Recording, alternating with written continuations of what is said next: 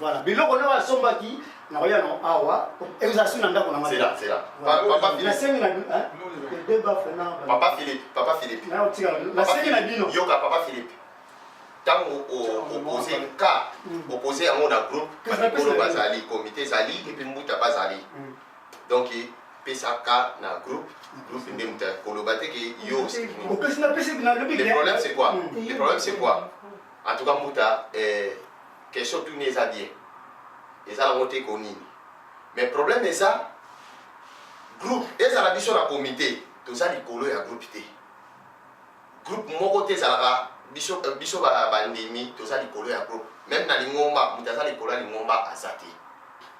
na groupe muta ça les colo ya groupe azate biso nyonso tout ça la c'est ya groupe problème par exemple lobby il y a groupe akangaki décision que nini mutakokai kolongola yango azate mais nga siko na kobwaka nini wana ezalaki faute soki faute yo kokondane pas kodite kokondane pas Mikel écoute muta pardon libisa pourquoi la lobby bon muta yoza disciplinaire absence ya comité c'est toi qui es le ministre na éviter soki muta chano so nazo kosa ba lobby discipline mutu ezalaka na nini muta ko violer territoire té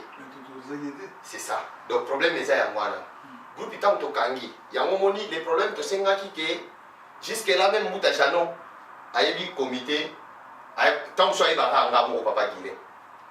to le sengaki ke mutu nyoso as remplir fiche jusqu'à présent to sali réunion te banda to so ba fiche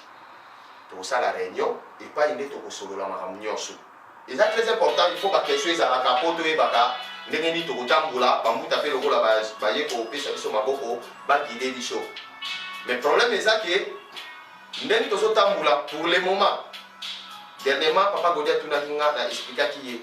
nous allons papa Guilin papa Kalaka et papa Miguel maman Aimé muta jano asa comme conseiller ngalo badala net coach donc asa kakawana po a guider biso moi conseil so kezali en tant que azanga nzambe mais asa incline na kati ya comité te na sito yokana aza incline na kati ya comité te mais azawana tant suli akoya pe bandeko mukanda nzambe azanga nzambe donc akoguider biso moi conseil azawana po a conseiller biso donc na sens mo kanengo wana to beta na mabaku te oyo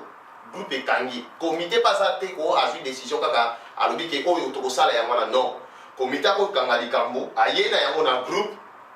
to tali soki eza malamu to valider soki pesa malamu te to longoli yango j'espère na si to mais comment on comprendre muta jano tant mususu tout cas bolim sangai moni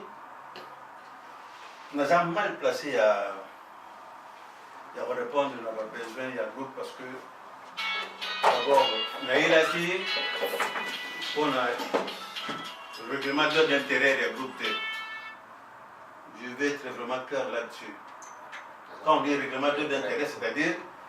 il y a un comité parce que président Sinanga Awa, dès la tenue de la question, est-ce que vous allez prêt à vous mettre à oui. Le reste, il y a des besoins de tout. Et pas une chose de la mission de Bazali, Suboyokani, Botambo, Suboyokanité, Botamboute. Mais on a précisé le mot. Maman, comme le bazar fait dans mon coteau, parole c'est la de l'école.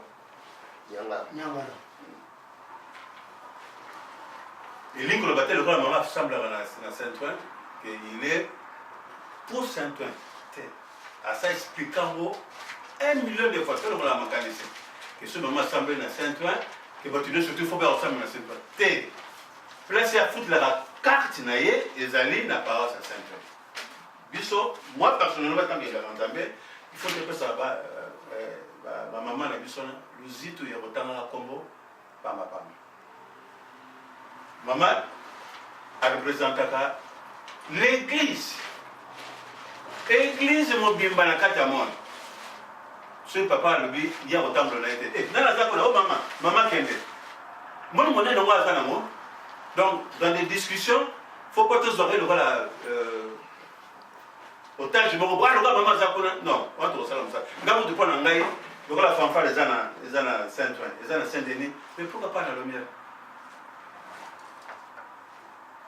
pour moi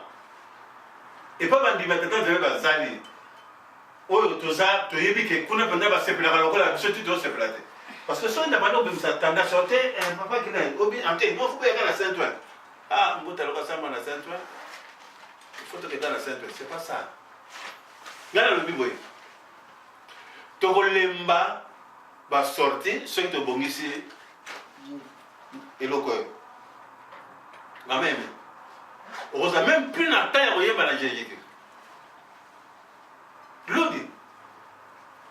donc ceux qui étaient sur comme ça na poste avec ba na jésus parce que na GTQ non na GTQ parce que tu sais que na aussi forme ya oyemba na jésus il faut te déplacer quelque part vendredi. Bolongue vendredi, samedi, dimanche. C'est quand j'étais quand même mon connu. Donc, tout ça pour nous, l'idée. Chauve-souris, c'est pas bon. Toujours bon, c'est un loco. Donc, le loco, on a Jézeki, un fournisseur. Faki, un fournisseur. Papa dit là, lobby. Ngai même na Faki na comment au-dessus donc na comment à conseiller les structures où il y a comité pendant comme tel na quelque chose qui n'a besoin d'aller sinon je ne donne pas mon avis ceux qui besoin de discuter j'aime pas ah donc ça on a sempre ceux qui quand te bêter au bout à tellement ça c'est le non-respect mpona ngai eza non-respect il y a pas une famille qui n'a yebi une fois deux fois elle n'a tiki bino na zoki wapi na jova oh na nzambe malamu pardon vraiment au moins ils ont fait j'étais qui donc kuna pe za feti mais j'étais qui par exemple mais ngai ils ont fait j'étais qui tala mais c'est ça la zoloba donc organisation au mokondazo tinda biso ceux qui m'akanise ezalaki bato bayaki dimanche epa na biso na lobaki omoni mpoka kamutema mabeza le 17 oyo basalaki ouverture na bafete wana surtout il fallait pas parce que na lingomba na biso mariage ezalaka te le 24 et le 25 soki vraiment tolaki na boyokani ya kitoko ya bonzambe ouverture wana ya paroisse wana de Saint-Ouen et nous allons le 25 et le 17 tu les as ouverture la paroisse quand talaki te talaki conseil d'inauguration là il vient de comment on a quand même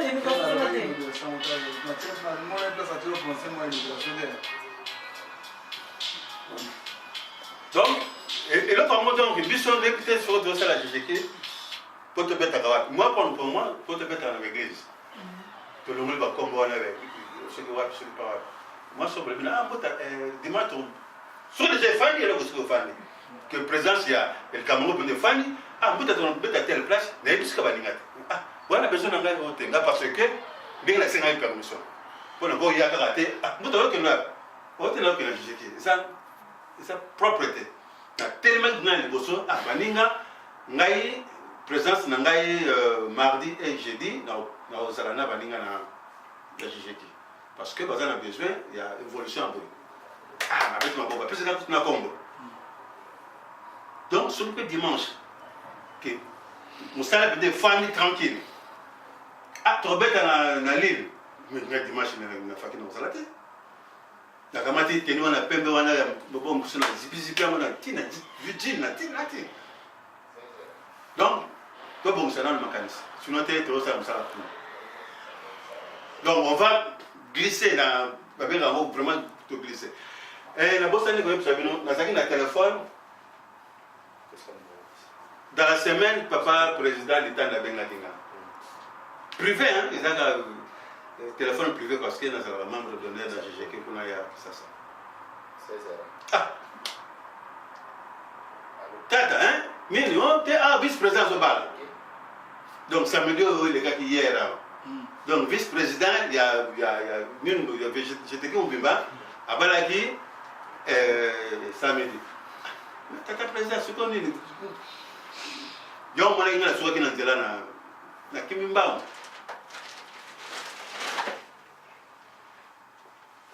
pana kosuki sa boluka maye bofana te solo na solo ya structure hein boluka jo mais nga ko na structure et yaka na ngoke après ce qui te bongisi na travail tout ça parce que beaucoup c'est la même structure sur une salle dans l'hôtel ça sert à rien ça servira à rien beaucoup de guitare beaucoup attends donc beaucoup de ça rien tout ça ça servira à rien du tout travail là hein maman aimé natana posta na yo kimungongo na yo na posta papa vraiment Miguel natana posta na yo kimungongo bimé c'est vrai coach natana posta papa Golidia Congo mais tout le monde là d'abord Banoyemba wapi pour moi partout de Banoyemba les allées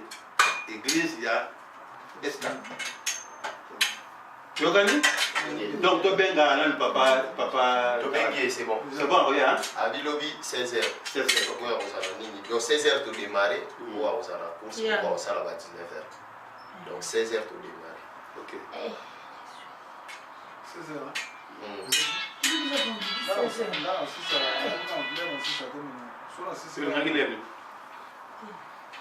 parce qu'il y a la sortie autorisée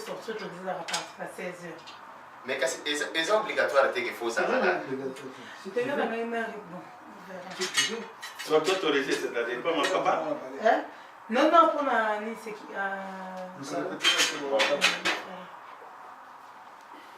aussi ici Nina baka mvuvu monwe. si tu peux la répétition vas-y Mungu tata bisulukili lukelo. Ngona wana ko beto wana tukuntima tata sima ni mungu kyangani.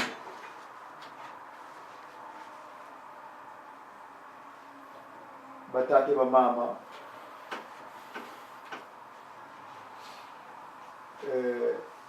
povia niveau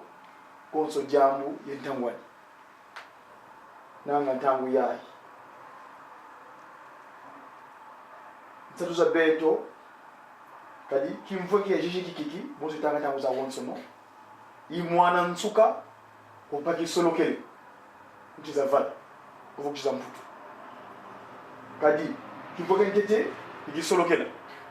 kiboga à l'époque paroisse de Paris imwana nsuka bimvuka yose yake kuchiza mputu